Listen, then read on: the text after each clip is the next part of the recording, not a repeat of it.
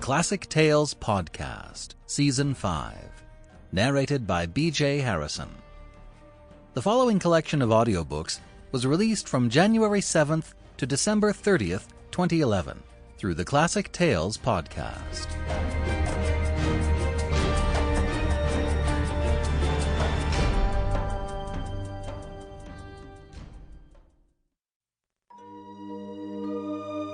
The Mysterious Affair at Styles by Agatha Christie.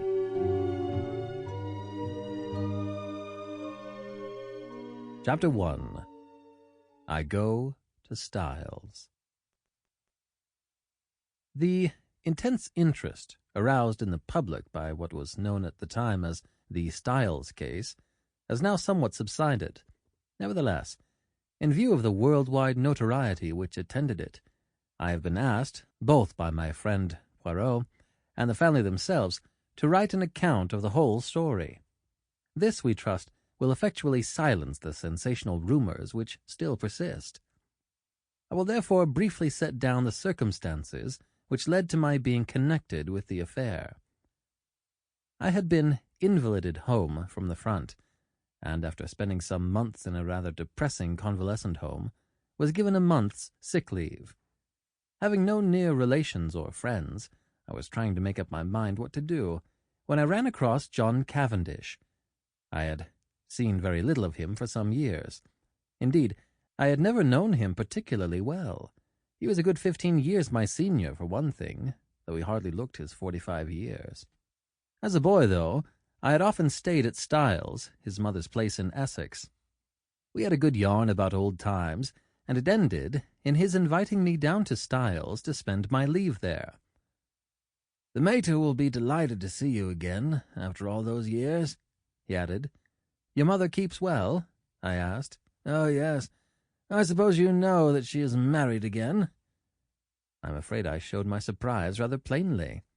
Mrs. Cavendish, who had married John's father when he was a widower with 2 sons, had been a handsome woman of middle age as I remembered her. She certainly could not be a day less than 70 now. I recalled her as an energetic, autocratic personality, somewhat inclined to charitable and social notoriety, with a fondness for opening bazaars and playing the Lady Bountiful. She was a most generous woman, and possessed a considerable fortune of her own. Their country place, Styles Court, had been purchased by Mr. Cavendish early in their married life.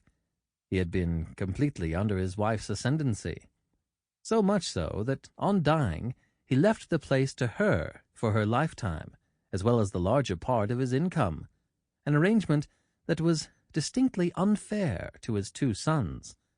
Their stepmother, however, had always been most generous to them.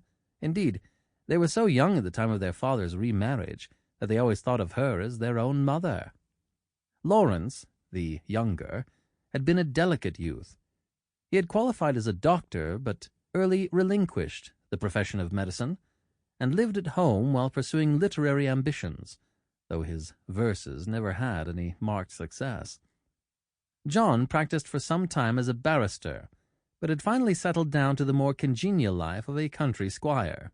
He had married 2 years ago, and had taken his wife to live at Styles, though I entertained a shrewd suspicion that he would have preferred his mother to increase his allowance, which would have enabled him to have a home of his own.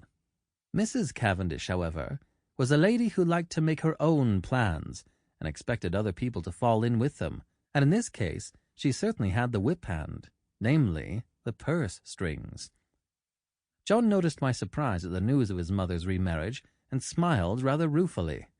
"Rotten little bounder, too," he said savagely. "I can tell you, Hastings. It's making life jolly difficult for us. As for Evie, you remember Evie?" "No." "Oh, I suppose she was after your time. She's the mater's factotum, companion, jack of all trades. A great sport, old Evie. Not precisely young and beautiful, but as game as they can make them."